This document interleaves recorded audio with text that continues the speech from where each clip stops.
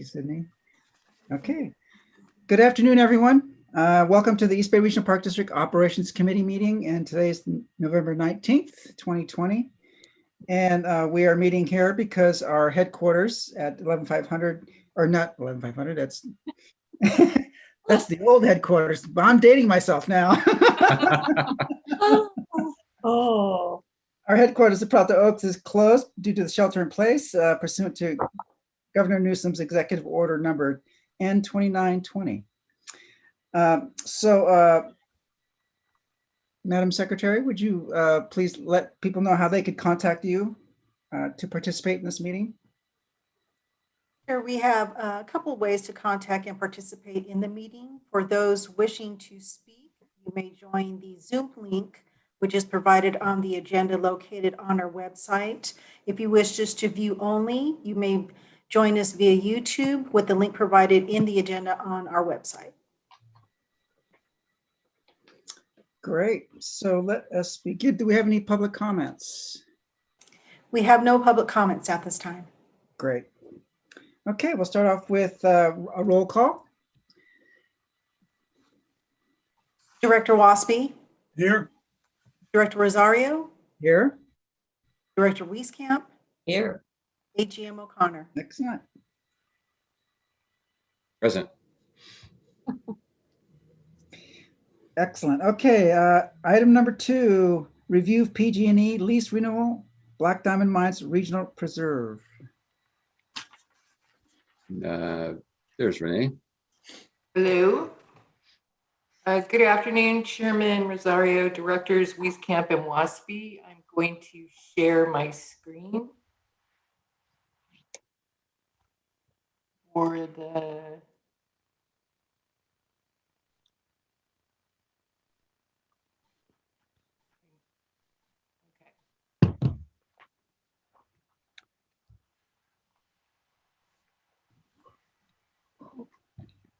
So can you all see my PG&E screen here? Yes. Thank you. All right, so I'm Renee Patterson, an administrative analyst in business services, and we're here today to present the renewal of a lease agreement with Pacific Gas and Electric Company in Clayton Ranch, Black Diamond Mines Regional Preserve.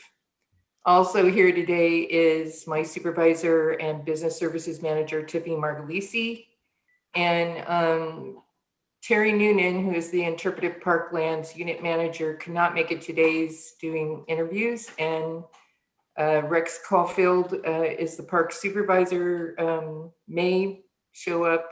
I'm not sure, I couldn't verify it with him this morning. So he may be here or he may not, but we've talked extensively, both Tiffany and I, with Terry and Rex about this lease, and I think everything is fine. We probably won't need to speak to them. Here's the vicinity map of the location of the site. This is the road that comes in right here, and then the actual leased property. This red box shows where it is within Black Diamond Mines Regional Preserve.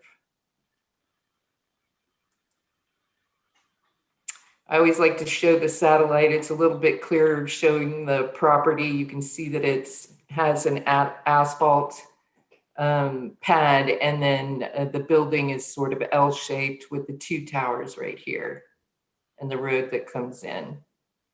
So we purchased this property. It's the surrounding acres, about 852 acres, in April of 2011. The parcel includes this stream of revenue from Pacific Gas and Electric.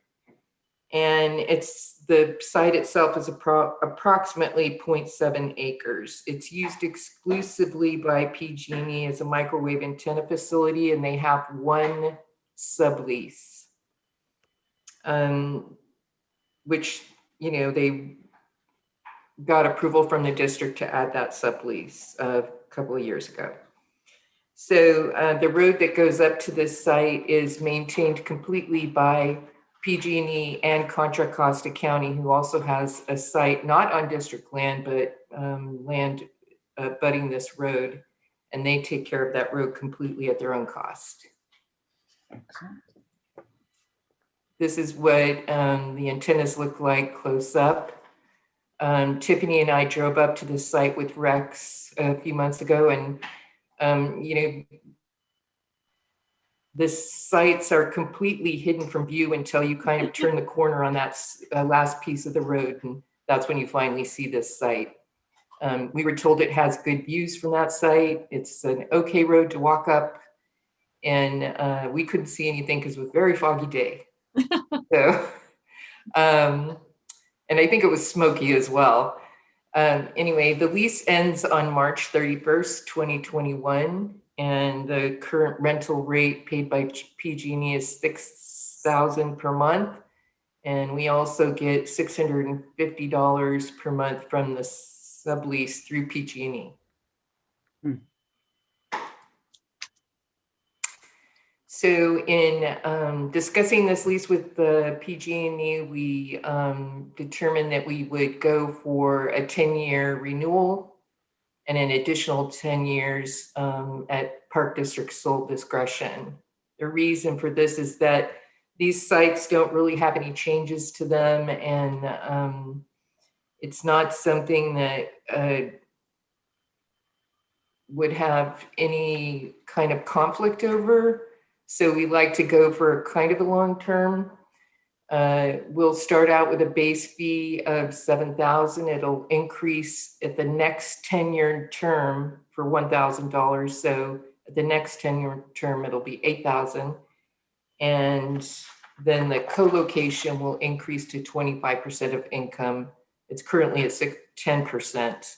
Our normal rate to subleases on our other comm licenses is 25%. So we're asking for that increase. The official recommendation is Park District staff recommend that the Board Operations Committee approve and recommend to the full board the renewal of the lease agreement with Pacific Gas and Electric Company in Clayton Ranch, Black Diamond Mines Regional Preserve for a 10-year term with monthly rate of $7,000 and co-location rate of 25% of PG&E income from sublease. The Park District shall have the right to renew the agreement with an increase in rent per month for an additional 10-year term at $1,000 per month. And if you have any questions, Tiffany and I are here to answer any questions you might have. Okay. Questions, Director Wasby. Yeah, Renee, could you go back to, oh shoot, never mind. Or I slide can number, bring it back up. Let me bring it back up. can we go slide number 3, I think it is?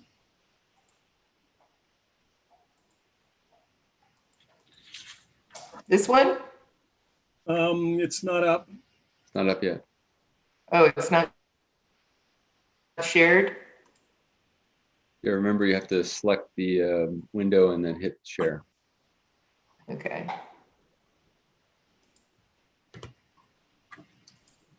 But it's nice seeing you.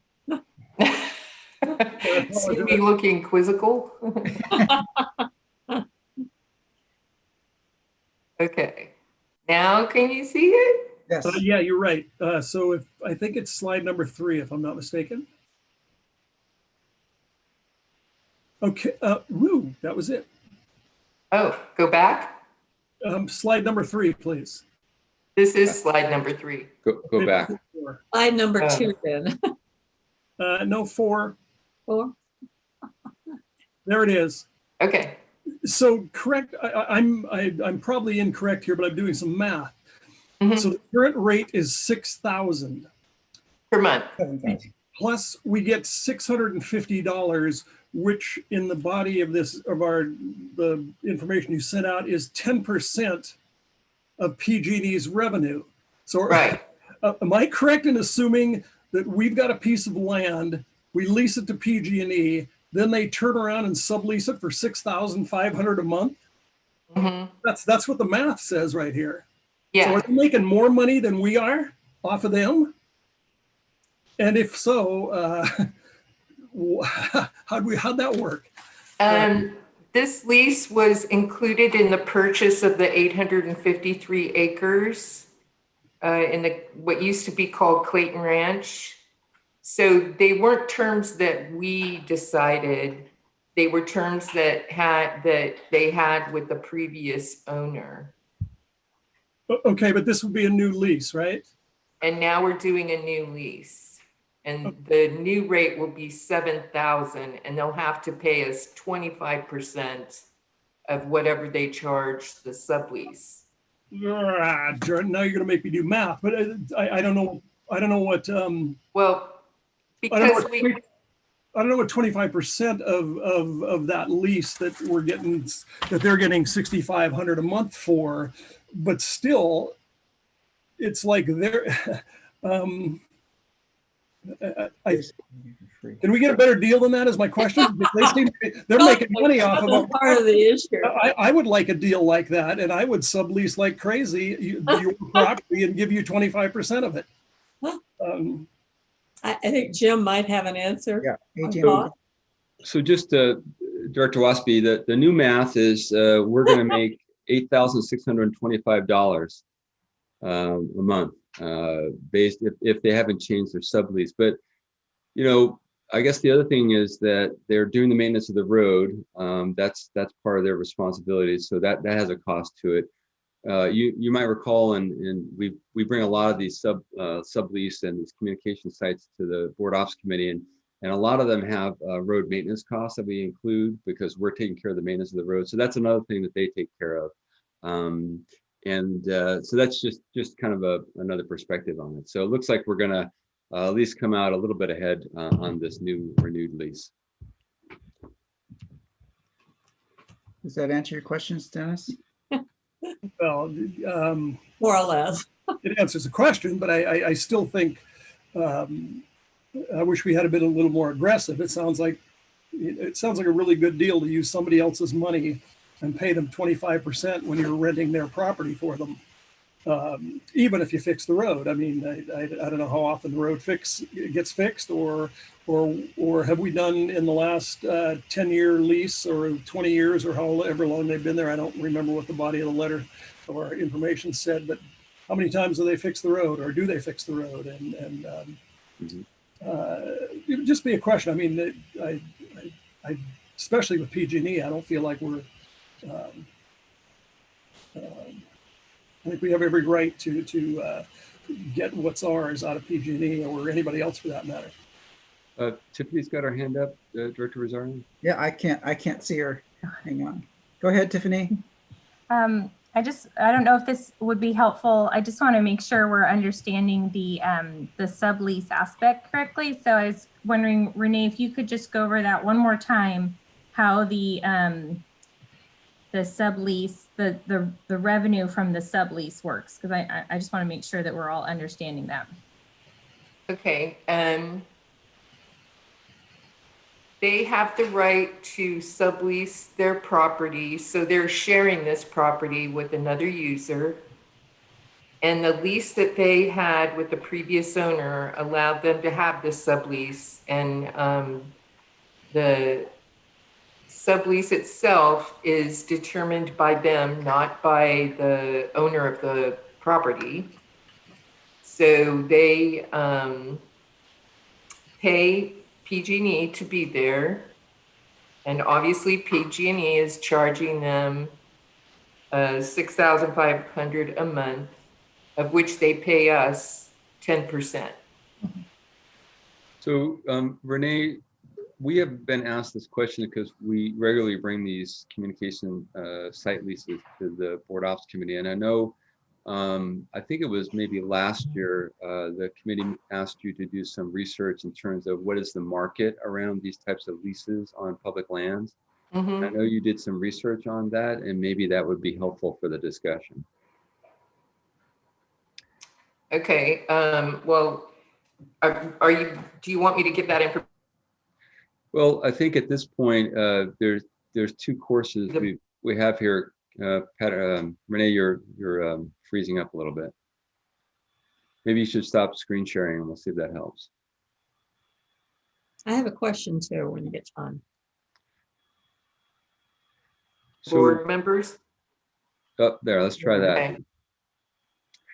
So Renee, what I'm suggesting is that if you can just maybe characterize your, what you found in your research in terms of the, the market for these types of sites on public lands. Just, obviously you're not prepared to talk about the specific information you found, but this question you might recall, I believe it was Director Corbett had brought it up last year, and Renee did some research around that because this question does come up, Director Waspy, on a regular basis about whether or not we're within market on these types of sites. And I know Renee went out and did some, and it was tough because a lot of people were not responding to her, but Renee, why don't you talk a little bit about what you found? Okay, so for public entities, which does not include like Crown Castle or AT&T or Verizon or whoever, for the public sites, their rent, they probably have better negotiators and their rent seems to be somewhat low, although not standard at all. So if they are leasing from private entities, it seems to be a little bit lower than public agencies. Generally, they share sites with private entities, and so they're trying to make their sites zero cost to them. And that is what they have done here. So not everybody wants to be on that particular tower, but if they can find somebody to sublease, then generally they are trying to get enough money to zero out their cost.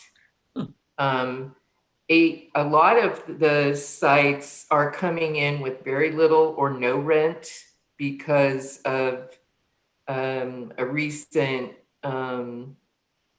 maybe 5 years ago, there was some kind of, and I don't want to call it a law, but some sort of regulation that was passed that said, hey, these cell sites need, they need to be everywhere so that we all have communication. And so they were getting a lot of sites up for zero cost or a one-time charge of $100 or something like that.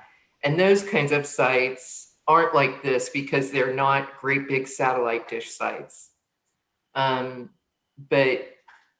for the most part, I found that the cost public agencies were paying was anywhere from $3,000 to $12,000. And why there's such a huge gap, I don't know. So let me suggest this is Director Waspy, and I'll defer to the chair, Director Rosario, but we could, if you want us to gather some additional information and come back with more details on Renee's prior research, we can bring that back. We have done that in the past. So I'll leave that to the decision of the committee to decide how they want to move forward. I know that Director Wieskamp had a question. Well, that's okay. I think that's probably the best way we can get enough information that makes sense. And it sounds like Renee has to overcome obstacle because some people don't want to talk to her too. So I'm not sure how much information you can gather. I think we want to be fair, but at the same time, we want to be fair to us. I think that's what my fellow board member was bringing up. Yeah. So Renee, just a follow-up question on Dennis's. How many subleases do they have? Just one? Currently, they just have one. Okay. Yeah, so it sounds like we want to defer this until we hear from, is there a timing issue here? No, I believe they can move to month if we don't finish up. Okay. Their lease does end in December. Well, it's December this year, Renee? No, it's, I believe 2021. it's in March, Oh, okay. that time then. So we March have- 31st, 2021. But this won't affect the budget. No, not significantly. No. Okay, so let's, it sounds like we have consensus to get some further research, some more information, and then we'll bring this back next month. Renee gets to go climb some more hills. And And Director fun. Rosario, Also, looks like we lost Director Waspy. Oh my. You went back to the golf course? I Is it enough? I'll think look PG&E for shut off his connection. PG&E is listening. Whoa, that's scary. Yeah, and then also just another follow-up question is, do we normally say what we're going to charge in the? I mean, this is such a long lease. For the next period, do we always say that we're going to charge? Give them a heads up as to what we're going to charge the next time around? Because Yeah, we always try to do what we call, inflationary factor into it. So we always try to build it somewhat of inflation factor into it. Okay, great. So we will table this till next month. Okay. Do we need a vote to do that? Is that enough time for Renee? Yeah, is a month enough time, Renee, to get the information? You need to go to January. Renee's done most of the research already. We just want to be prepared to present it to you. Yes. Okay. Okay. I'm not sure if we need a vote to table. It probably couldn't hurt. Yeah, There he is. there he is. So Dennis, we're going to, while you were absent, we're going to go ahead and defer this till next month and give Renee an extra month to get us some more information. So we're going to take a vote. And Madam Secretary, if you could take a roll. Okay, let me just wait to, oh, there we go. I was waiting for Director Waspy to unmute. Director Wieskamp, Aye. Director Waspy, Are we voting on, what are we voting on? I'm really sorry. My whole house just lost connectivity and I'm on my phone now. So we're voting on this approval of the lease? No, Yeah. we're voting to defer it to next month till we get more information. Okay, I would say aye. Okay, great. Director Rosario, Aye. Yay. Okay. And so just to clarify, Director Rosario's, we're going to come back with some comparables to put this decision in context of similar sites on other public lands and to make sure that we have the context of the market, that we're within market. Right. And Director Waspy, understanding your math on this, we'll come back, I think, but the concept that I think comes with these sites is that they provide a general public service, even though PG&E is, a private company. Generally, these sites provide a public service, and we actually provide our much reduced rent for actual public agencies because some of those sites we actually use ourselves. But we'll come back with the comparison market data next month, and we'll make a decision then. Well, may I make one comment? Sure. I mean, PG&E, whatever they call themselves, they can raise the rates anytime they want. They can burn down half the state and go bankrupt and charge ratepayers. So I don't think, well, I would debate the issue if they're really a public agency. I don't care about PG&E. I think we're in a position where we've got a brand new lease. We see that somebody's making money off of subleasing our land.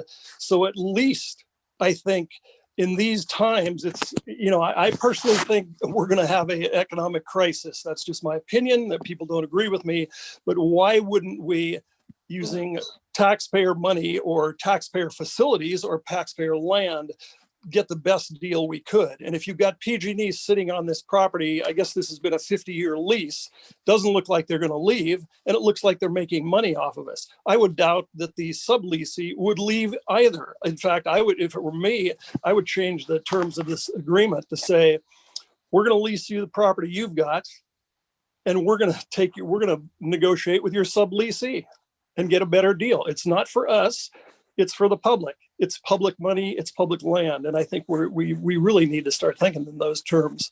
Yeah, the only thing I would add to that, Director Waspy, is that under that concept, we would take on the responsibility of the equipment inside and that whole, which we you know, in so other areas, we do have those types of leases, but in that case, PG&E is taking on all the maintenance of the equipment, the, you know, the Right. cost for running it. So we'll come back and we'll explore that concept with you a little further next month. Director Okay. Reese, Did I misunderstand? I thought they bought it at the end of a almost at the end of a 50-year lease. Well, I think when we purchased the property, this lease arrangement came with that purchase. Is that correct, Renee? Yes.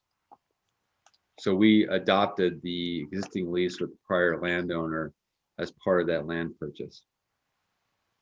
And then now we're at the point of renewal under as the now the current new landowner that we're renewing the lease again.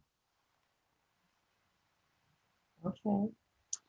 Boy, we do know how to take a simple item and beat it up. More later. I think it's okay. We'll come back with some more Okay. information. It's always good We got- I mean, these are, you know, public dollars and public lands, and we'll come back and we'll bring the information for your consideration. No problem. Well, you said we have till March, right? Yep. Okay. Fine. Tiffany, did you have your hand up? Just when we're ready to transition into the next item, we do have a guest for item 3. And I wanted to propose to the chair and secretary if we allowed the guest to enter at the beginning of the item before Renee starts. Oh, yeah, that'd be great. Let's bring her in. We're ready for item 3. Review of AT&T / Crown Castle site amendment, Basco Caves Regional Preserve. Okay, it's Renee Patterson again with Operations Business Services, and I'd like to share my screen right now.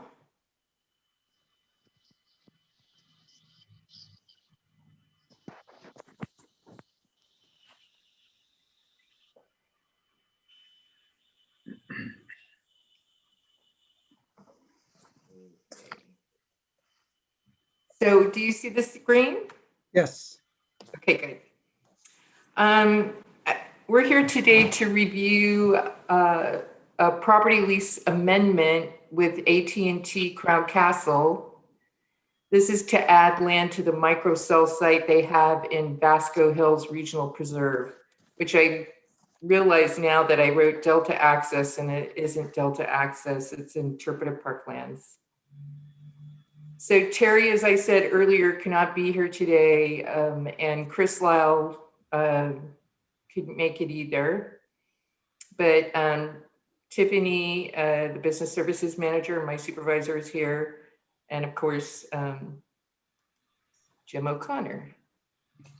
So this is located along, this site is located along the east frontage road, south of Camino Diablo Road and west of Armstrong Road. That is in this little circle right here.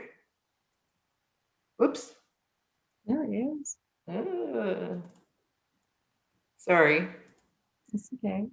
This little circle right here is larger over on the right, on the left-hand side of these two circles are the same thing. And I don't know how much you have visited that area. It's pretty hard to see from the road unless you're looking for it. Yeah. So this is what it looks like up close. Renee, 1 second. Oh, Director Waspy, we were getting a reverb because he had his phone and his computer on at the same time. I think he's back on his computer. There he is. Okay. Oh, okay. Continue on, Renee. Okay. So the sites aren't really very big. This is like I said, a microcell site. It's not the kind that has the big radio towers with the huge satellites on it, but they do have antenna poles with these arrays on them like this. The site itself is 625 square feet. And they're asking to add additional land so that they can install a permanent generator to keep service up as required. I want to say this right. It's not required by law, but it is recommended that all sites have generators so that they can provide connectivity to their customers. Yeah. And most all cell sites are trying to add these permanent generators. And Renee, I believe this might be also related to the new practice of PG&E doing the public safety power shutdowns. Yeah. And so this ensures continual cell service during that time. I believe that's part of that process. Yes. So the initial lease term that we had was from 2010 to 2014. And they have 4 additional 5-year terms available. So we're not going to review anything about the terms right now. This is just to add some additional 160 square feet to the site to add the permanent generator.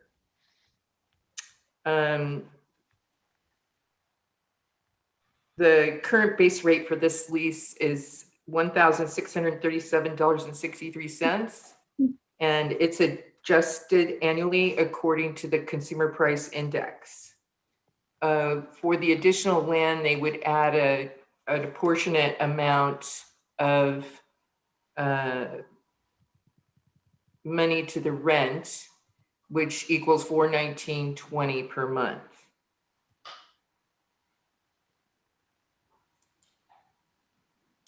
This is a look at their plan. This is the site that they already have, and then this is where they would add the generator. Pretty much just looks like a lot of lines, but it gives you a sign of, or it gives you a sense of the proportion of what they would be adding. So the recommendation for from staff is Park District staff recommend that the Board Operations Committee approve and recommend to the full board the amendment of the microcell site lease with AT&T Crown Castle and Basco Hills Regional Preserve for an additional 160 square feet of land with a revenue increase of $419.20 per month.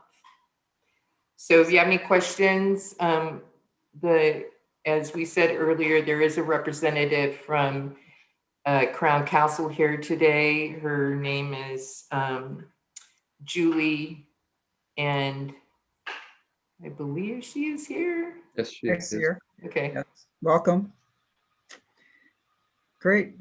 Questions? Is Director Waspy still? Yes, I see him. Any questions, please?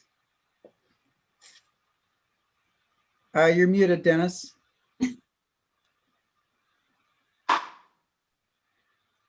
God, do you think I get used to this?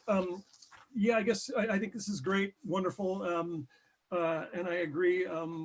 The generator could be a help in emergencies. I'm wondering, is this close to anything?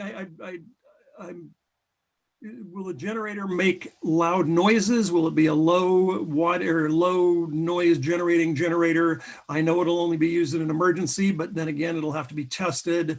Is it standard language in our contracts that if we can get out of this and with a 30-day notice or whatever, if for any reason that generator became a detriment to the quality of life of that park? Right now, we don't have any language like that now. We must have standard termination language, right, Renee? We do have standard termination language for the agreement when we renew the terms, but this amendment was just going to address the issue of adding additional land. So if you would like me to add additional language about terminating the use of the generator for whatever reason, we could add that. Well, you know, I don't think that will be a problem. And in fact, I'm rereading and I was struggling to try to get back connectivity and on my regular laptop. And so if it's on if it's on Vasco Road along the east frontage, south of Camino Road, Camino Diablo Road, I don't assume that the traffic noise would probably drown out any generator noise. It's not placed in a sensitive area. Only the cows would hear it. Well, it's good for them. They like it. And it's not near a trail or any meditative spot in the Park District, right? No, there is a little bit of a housing community, like maybe 4 houses down below on the other side of the hill from Basco. But they've always been there through all the windmill noises and things like that, and there hasn't been any issue with that I know of. That's true. They'll probably be starting their generators and like that. So thank you. I support this. Director Wieskamp, question? No, I think it's the location to me seemed to be a place where this would not be a concern. Yeah. Right.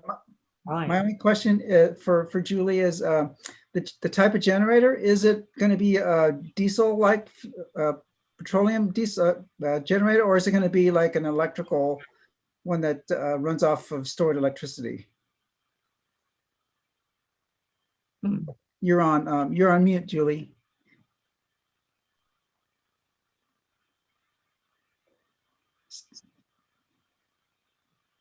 Still on. Oh, there we go. I got it. Thank you for your question. Thank you for the opportunity to join you. This is a diesel generator. Okay. Great. Any further discussion? Director Rosario? Yes. The only thing, Ms. Weston, is I was wondering, has the generator already been selected, or is there a potential to look at the noise aspect of the generator and select one that maybe is a lower noise level generator? It's a great question. I'm sure you're familiar with the Public Service Commission in California directive to carriers to improve their resiliency. And so the carriers, I work on behalf of Crown Castle with predominantly AT&T and T-Mobile, and they are installing generators across the state of California. Other locations have asked the same question. I'm sure you would imagine.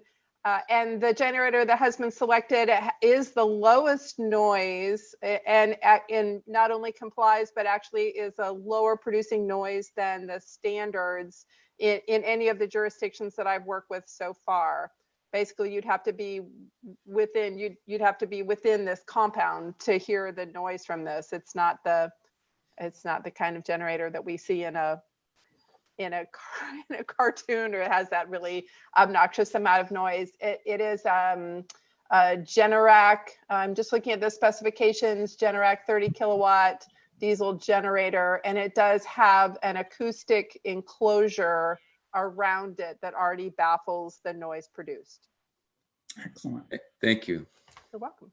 I know. Okay. See, no further discussion.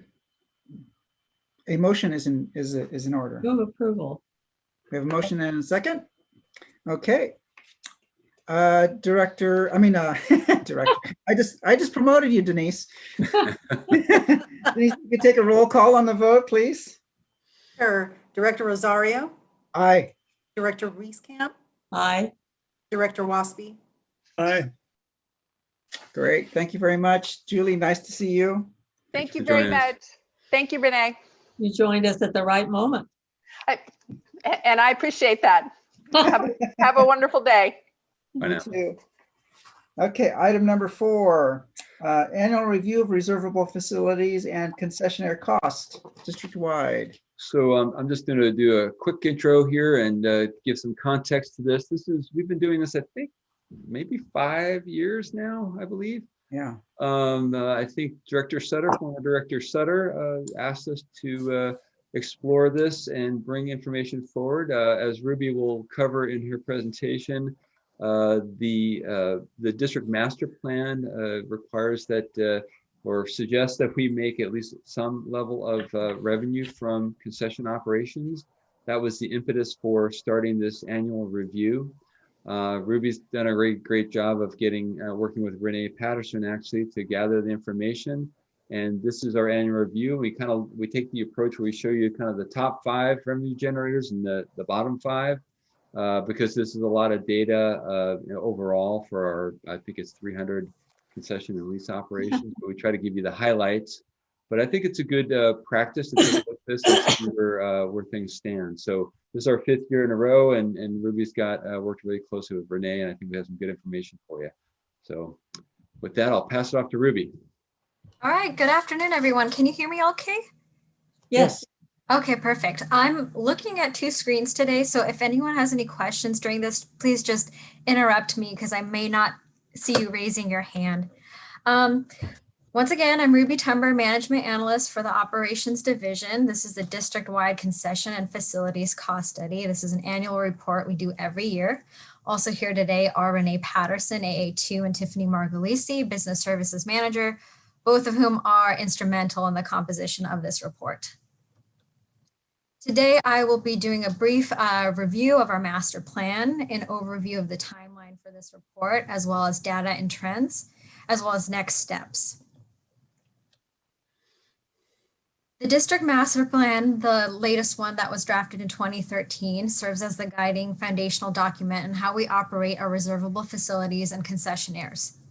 The master plan states that the district will use concessionaires that are economically viable as independent entities. They provide a high quality of service. They maintain the condition of our facilities.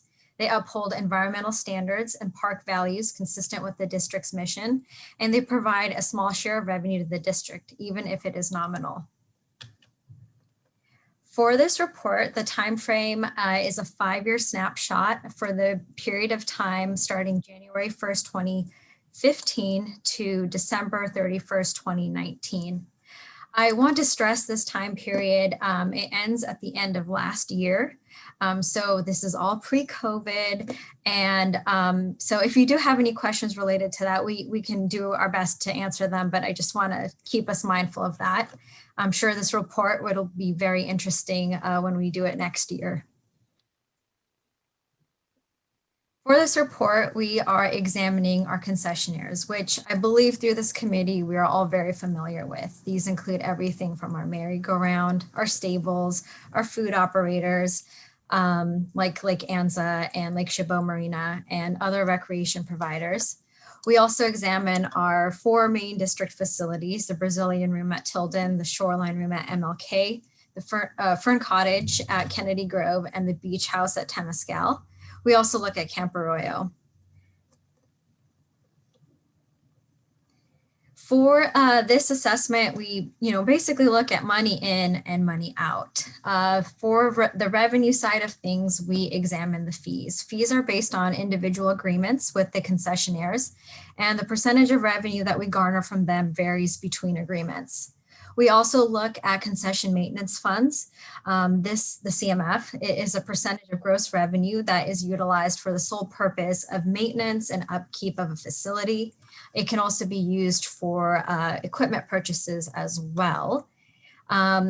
Generally, our CMF percentage is about 5 to 10%. In our more recent agreements, it hovers around 7%. It accrues over time, and the concessionaire has liberty to either have it bank up and save it for a large project, or they can, dip into it time and time again and take what they need. We also look at the district expenditures from our end. These include capital improvement projects. These are the large scale campaigns when we go into a place and we do a giant revitalization project. We also look at massed work orders. This is a tabulation of the labor and materials used for work orders associated with the concession. These are pretty, routine, everyday maintenance tasks. And we also look at park staff time. This is average yearly hours spent on the concessionaire by park staff on the ground. This does not include dedicated staff, whether it's business services department or the facilities employees. This is, the park supervisor, a ranger, a park crest specialist, that kind of thing. This is a list of all of the sites that we assessed. We have a total of 19. They are listed here in descending order from the highest net revenue earner to the lowest. So this is our opportunity to look at all of them, highest to lowest. You will note that the bridge yard with OVM as a concessionaire is not included in this report. It will be next year because they just came on second half of last year. So we wanted to do a full year analysis for them, which will begin in 2020, which did begin in 2020. Once again, as AGM O'Connor said earlier, for this report, we typically examine the highest and the lowest net revenue earners. And these here are the top. These include the Tilden Golf Course, the Tub and Scrub at Point Isabel, the Redwood Valley Railway, the Delaval Marina and Food Concessionaire, as well as the Tilden Merry-Go-Round. The blue section here is the CMF fund over the last 5 years. Whether the left side is the payments that they made into it, as well as the expenses they accrued and the remaining balance at the end of last year. The green section is the revenue that we collected from them over the last 5 years. So this is the money in section. The salmon section is the expenditures on the district end. This is our, as I said before, our capital improvement projects, our 5-year work orders, and the estimated salary time that was spent over 5 years with park staff and the concessionaire. And the column right here, 5 years net total, is the net revenue that was garnered by the district. And you know, when we do a deeper examination into this, the reason that they fall on the top pretty consistently, actually, we'll look into that later, is because we haven't had a lot of major capital improvement campaigns with any of these sites. And relatively speaking, not a lot of work orders. So the amount of revenue that they gave to us more than compensated for the expenditures spent by the district. And this is the lowest net revenue earners, starting with Redwood Canyon Golf Course, which is the lowest, and then ascending order actually here. Conversely, you see sort of the opposite pattern here. They had pretty large capital improvement projects associated, say for Ardenwood events for each of these sites. $835,000 spent over 5 years for the Redwood Canyon Golf Course, a ton of work orders and contracts associated. And you know, during this time, if you have multiple concessionaires running agreements and having work done, this generally means more touches with the park staff. So those costs are rather high as well. And this is why they are the net lowest. I do want to say, you know, this is a 5-year snapshot. And if this causes any sort of nervousness, I think it's worth an examination 5, maybe 10 years from now. When we go past these major capital improvement campaigns, we'll have a better idea of what they are like on a more normal basis when they don't have a high amount of expenditures associated with them. I just want to jump in really quick and make sure we emphasize the fact that, you know, we've gone through some significant renovations to these older facilities and long-term leases. So while this looks a little shocking, you know, when you look at it that way, these are our facilities, and I'm speaking mostly, Director Rosario, for the audience. All of the board members know this, but these facilities are owned by the district. It's our responsibility. We own them. And so in some of these facilities, just like many of our own park facilities, we are doing some capital maintenance work, which is fairly expensive and designed to either replace facilities or equipment or to extend the service life of these facilities and equipment. So I just want to put that context out there that, you know, a facility like Redwood Canyon Golf Course, it was 50 years old, and we did have to put some significant money to renovate it to bring it back up to serviceable condition. So thank you, Ruby. Yeah, thank you, Jim, for pointing that out. That final column, I didn't really bring attention to it, but you know, our district started during the Depression era. We have so many old facilities, and that's something that we should be mindful of when it comes to the maintenance of them. All right, we are also examine our reservable facilities for the purpose of this report. And in the same sort of pattern, we look at the money in. This is the green section represents the revenue that we've collected, and the salmon section is the expenditures. At the top, we see the Brazilian room. This one holds a lion's share of earnings when it comes to the facility revenue, followed by the beach house. The shoreline room and Fern Cottage are a little bit less. We did have a lot of associated staff costs with them, as well as work orders associated. And in this report, we also include Camp Arroyo here. This one is a little bit of a hybrid model.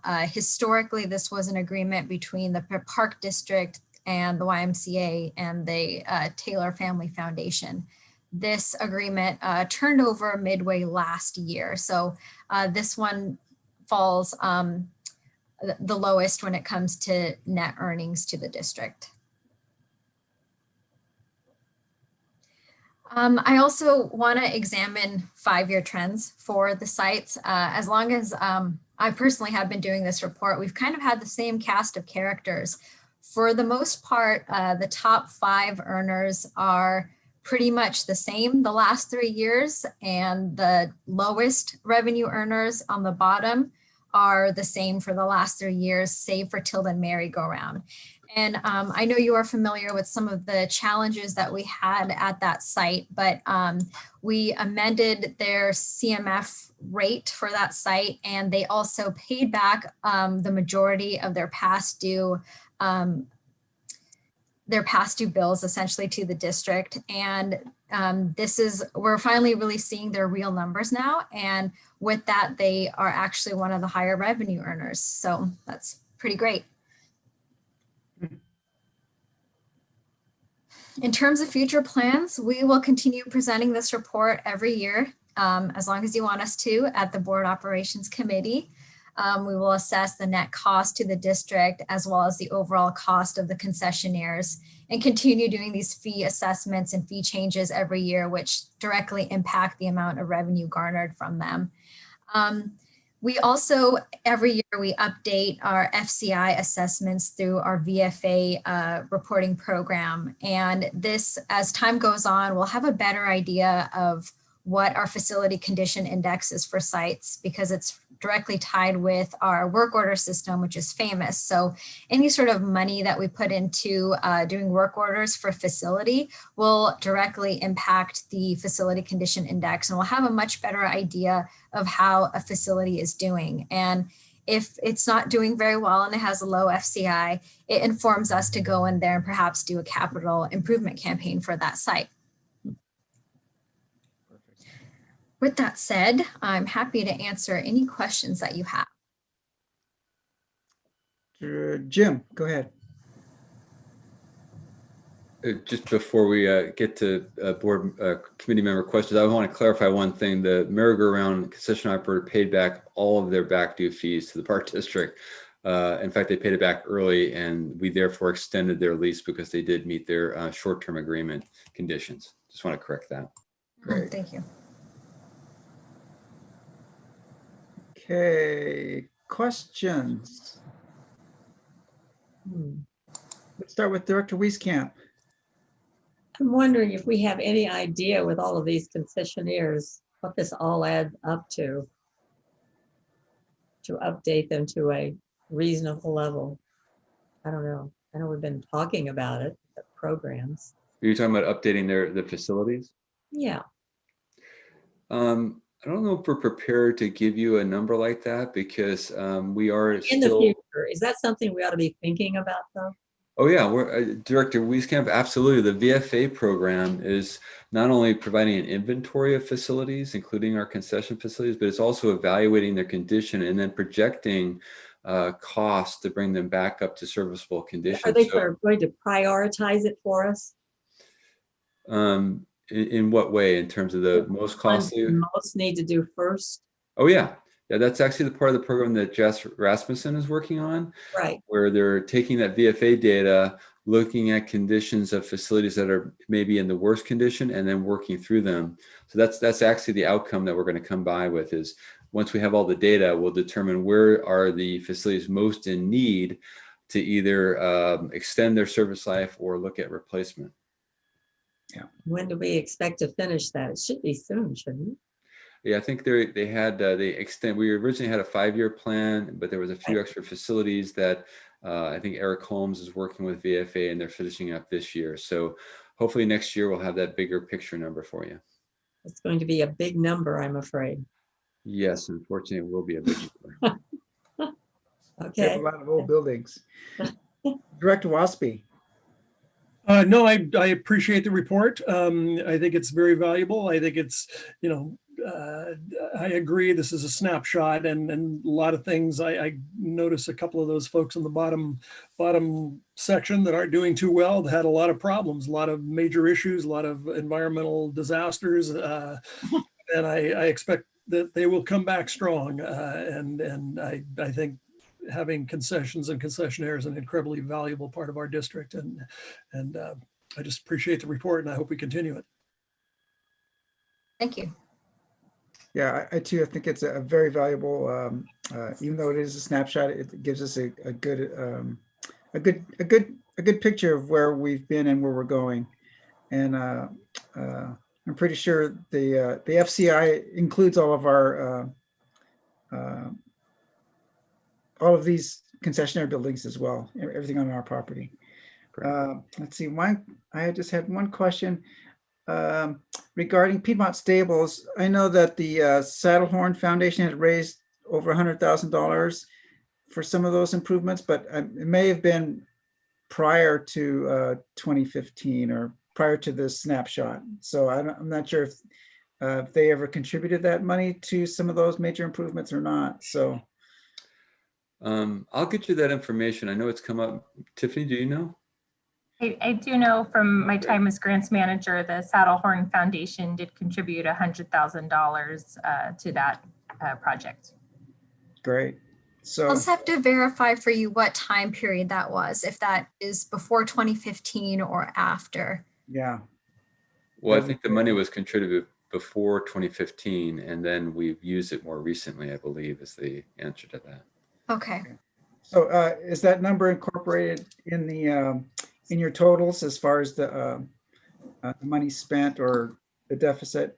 Or You is it know- revenue source? Yeah, I don't believe it is actually. Renee, could you confirm? Because to my knowledge, it's revenue earned from the concessionaire per the agreement, as well as the CMF.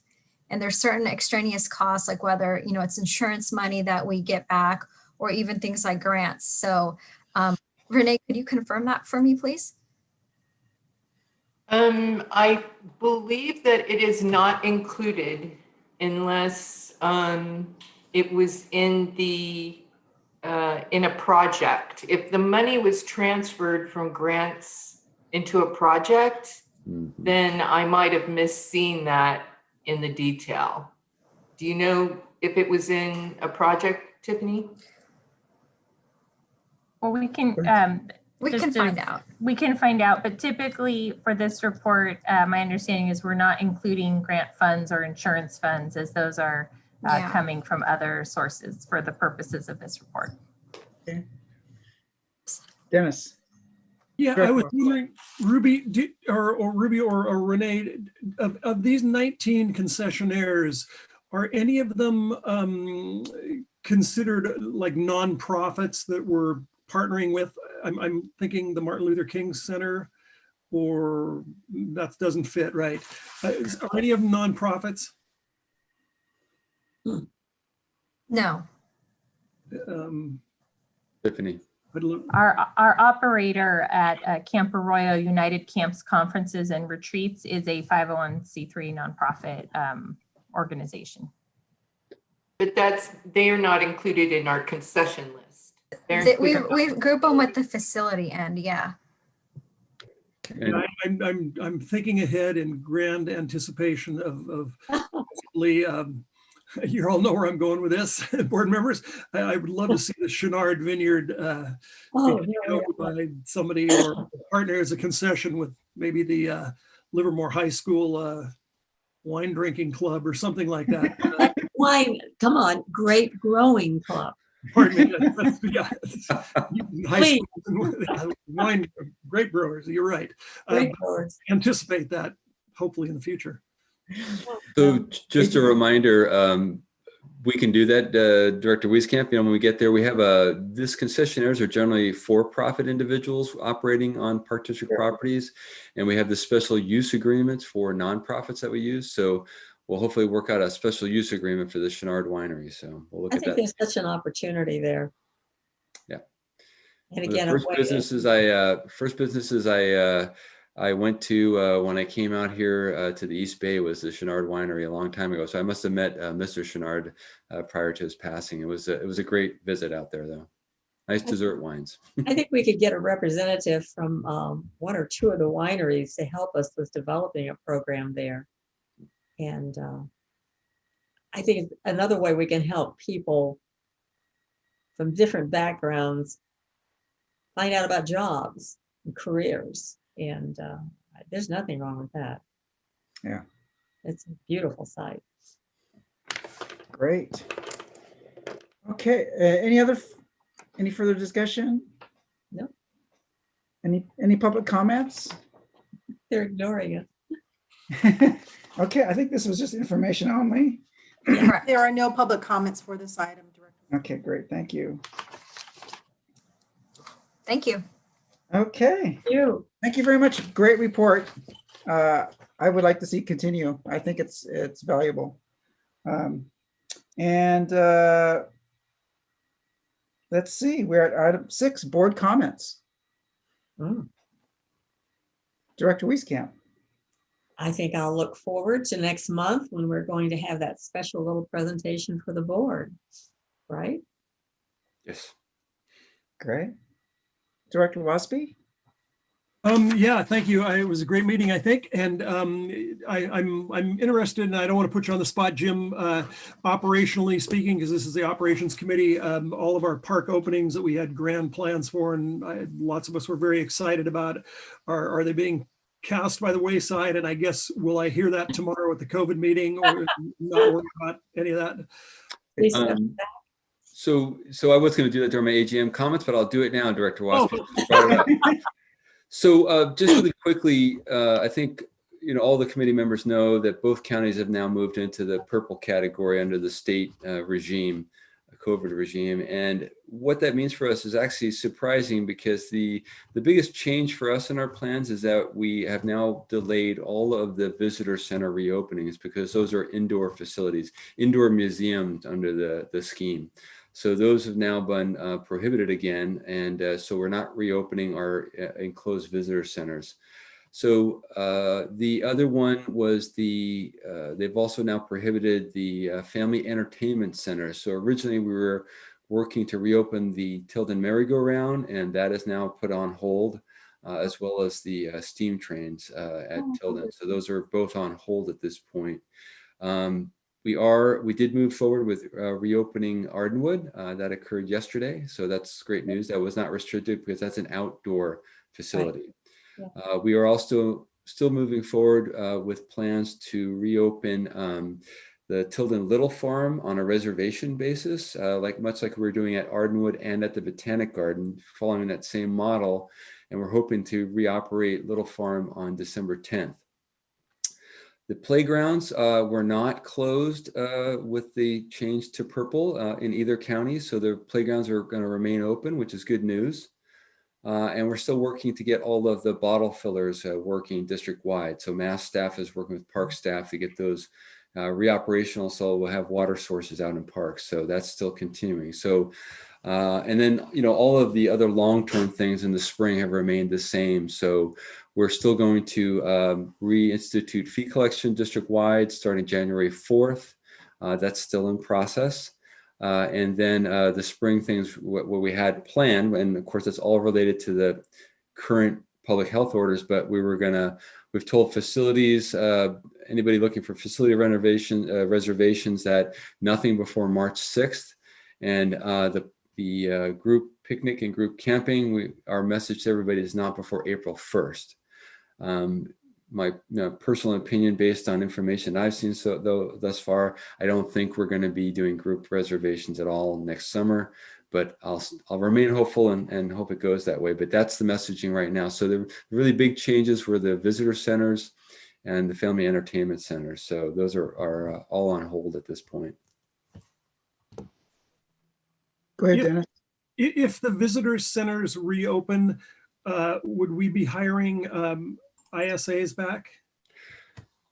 Yes, you're correct, Dr. Wasby. In fact, HR, we've given them the request to move forward with our normal annual seasonal hiring process, including the one big one I missed was, of course, our swim areas, but that's in the springtime. So those right now, outdoor swimming pools are not restricted.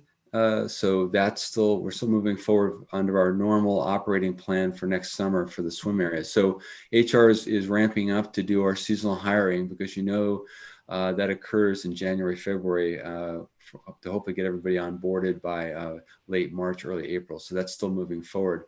In terms of the ISAs, the one challenge we have with bringing back seasonal staff, as you know, is the restriction on the staff work facilities, meaning we can only have so many people in those park offices and park shops. And so staff is still working through, what are the numbers of staff that we can bring back, seasonal staff, to help us with peak season operations. So we're still working through that, but our plan is to have HR move forward and start the seasonal hiring process. All right, thank you. Director Wieskamp. I would really like to have an update on the process that's going on with the pavilion at Shadow Cliffs. I know it was shut down and there were issues. Do we have any information now? What I can tell you, of course, that project's being managed by ASD, but my understanding from my last conversation with Lisa Corrigan, the chief of design and construction, is that we're going to use the default bond process to re-engage a new contractor on that. I don't know how long that takes. We don't often have to do that, luckily, but that's the process they're going through. So I'm with you on that. I'd like to get that one finished up this winter and have it operational. Is it sort of mothballed? There's no problems with it as it is? I don't know that. I know that they did get the majority of the ground concrete work done, and then they did get the steel up. It's vertical. So I know they've put a fence around it to secure it, but I don't know in terms of weather impacts if they've secured it or not. Well, I think security is my issue because people come in from the side area there. Yeah. I mean, the ones that we're trying to swim and all. So that's good as long as it's secure. Yeah, it's fenced off with a temporary fence. Okay, thanks. You bet. And then Jim, on what about the merry-go-round? Yeah, the merry-go-round comes under the category of family entertainment centers. And so that's on hold right now because especially our merry-go-round is indoors. So that's restricted at this point. Yeah. I only bring that up because we met with Buffy Wicks yesterday, and that was one of the requests. The animal farm. Christmas, come on. 4-year-old, it's. Well, you could tell her we're still trying to get the little farm reopened, and that'll make her happy. Yeah, I'll pass that on to Director Eccles. Mm-hmm. Great. Assistant General Manager comments. I mean, that was my big one. Obviously all of us were at the board meeting on Tuesday, and we certainly heard the comments from ASME 2428 regarding vehicle sharing. So we are looking into that. I had already assigned Jason McChrystal to look at leasing loaner vehicles for the 3 equipment shops. So we're working on that. And so we're working with the general manager's office, and we'll report out to the board soon, I hope. So we're working on it. I just want to make sure you all know we're looking into that, and we had been working on that previously based on the work through the labor task force. Great. I appreciate that very much. Anything else? Any other? Let's see. I think we're good. I think we're good. I think adjournment is in order. D, great leader. Well, we only had to defer one topic. Okay, great. Thank you, everyone. Good reports on all fronts. Thank you so much. You're welcome. Thank you. Stay safe. See ya. Bye. All right. Don't have to Zoom anymore.